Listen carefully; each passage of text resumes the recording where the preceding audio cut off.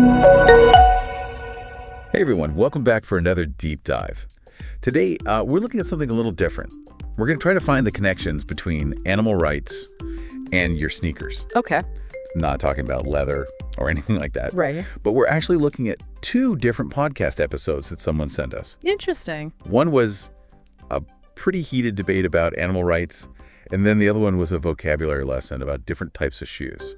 So, what we're trying to do is we're trying to figure out if there are connections between like our everyday choices that we make, as consumers. Yeah.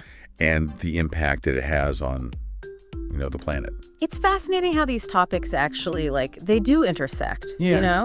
We always hear that saying, don't compare apples and oranges. Right. As if our treatment of animals is somehow just completely separate from everything else. Right. But the choices we make, even seemingly insignificant ones, they can have these ripple effects throughout entire ecosystems. Yeah. And that's something that the animal rights debate that we were listening to, they brought up this idea of environmental imbalance. Right. And how it's not always some big event that happens. Right. It can be small things. Yeah. Like poaching of maybe an animal that you wouldn't think has that big of an impact. Oh, absolutely. But it can have these huge consequences because everything's so interconnected. It really is. It's like a spider web, Yeah. You start tugging at one little thread and the whole thing can start to unravel. Yeah. And it highlights how interconnected everything is. Take, for example, predators and prey. Right. If a certain insect that maybe we don't even think about disappears suddenly, those birds that rely on that insect, now they're struggling to find food. Right. Their populations decline, which impacts other species. Right. It's this domino effect. Yeah. And that's what's so interesting about this is that it really does show how much of an impact we have, even as individuals, because it's easy to think oh, well, I'm just one person. What I do or what I buy, that's not going to make a difference. But when you think about it on a global scale. Right. It all adds up. Yeah. All these little choices, what we eat or the clothes that we wear. Of course. It all becomes part of this big web, Exactly. And what makes animal rights even more complex is this issue of vulnerability. Yeah. Animals can't organize protests. Right. They can't exactly, hire lawyers to fight for their rights. Right. They're at the mercy of human choices and actions. And that's what makes the language that we use around this stuff so important. Yeah. For instance, I was thinking about the word synthetic. Okay. That came up in the shoe episode. Yeah. And it's interesting because on the surface, synthetic just sounds neutral. Yeah. It doesn't really, have a good or bad connotation to it. It's just descriptive. Yeah, exactly. And, it could even sound good. When you think about, these are high-tech sneakers, they use all synthetic materials. Yeah. But underneath that, it's yeah. What does that really mean? Well, terms like synthetic, they can often mask the true impact of our choices. Right. Take, for instance, synthetic fabrics. Okay. On the one hand, they might seem like a good alternative to leather if you're concerned about animal cruelty. Right. But you've got to consider the manufacturing process. Okay. That often involves significant energy. Okay. It can produce harmful byproducts. There's the disposal of it. Right. Synthetic materials don't break down easily, so they end up in landfills. Right. And then potentially they leach pollutants into the environment. Yeah, it really makes you think twice about what does it mean to make ethical choices, Right. It's not always clear cut. Exactly. It's not always clear cut. It's not always just choosing this over that and it's done. It's really about looking at the whole picture, thinking about the entire life cycle of a product from the very beginning to the very end. Right. And that's where mindful consumption comes in. And this is where those two episodes, they kind of come together in my mind. Because I was thinking about, while I was listening to that episode about the different types of shoes, I was thinking about how much emphasis do we put on footwear? Yeah. I mean, we've got hiking boots, we've got our, Chuck Taylors, our running shoes. It's almost like an obsession. It is. But I was thinking what if we took all that energy and all that passion for shoes and we used it for something a little more, I don't know. Meaningful. Meaningful, yeah. I love that because you can really, that passion that people have for their footwear, I think it can be a really powerful force for change, Yeah. And we're actually seeing that happen now with this, I don't know if you've heard of this idea of ethical athleticism. Ethical athleticism. I haven't heard of that, no. Yeah, it's this movement that's gaining traction. Okay.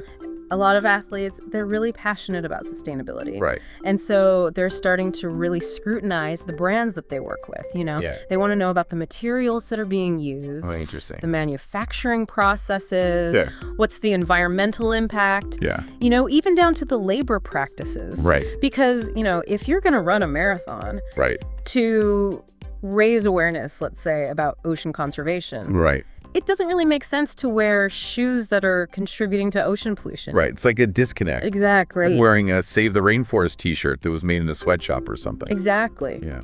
And it goes beyond, you know, just professional athletes as well. Right. Yeah, consumers are becoming more aware of, like, what's the story behind this product that I'm buying? Yeah. You know, does it align with my values? Right. Yeah. I don't want to wear something, you know, if it contributed to environmental degradation or animal exploitation. Right. You know, and that's where it's so important to kind of look at the nuances of these synthetic materials, which we were talking about earlier. Right. And it's funny that you mentioned that because the shoe episode that we were listening to, they actually talked about Velcro for a second. Okay. And I don't know if this is like too out there of a thought, but it got me thinking because they were talking about how it's on kids' shoes. Right. Like for convenience, Yeah. right? Yeah. So parents will put Velcro shoes on their kids so they don't have to tie their shoes, which I get it. Right. It makes sense. It makes sense. But it made me think, you know, even in something like how we fasten our shoes. Yeah. There's an element of choice there, right? There is. There's a decision being made. Absolutely. That could have like an impact. Well, it illustrates how our choices are also interconnected. Yeah. You know, even Velcro, you know, something we don't really think about. Right. It's often made from synthetic materials, nylon, for example. Right. And then, you know, you think about traditional shoelaces. Right. Maybe those are a more sustainable option in some ways. Right. But then again, maybe they're not as convenient. Right. Especially for kids. So it's really like all these little choices. Yeah. They all like... They add up. They add up, exactly. Yeah, and it all goes back to that idea of doing your part. Right.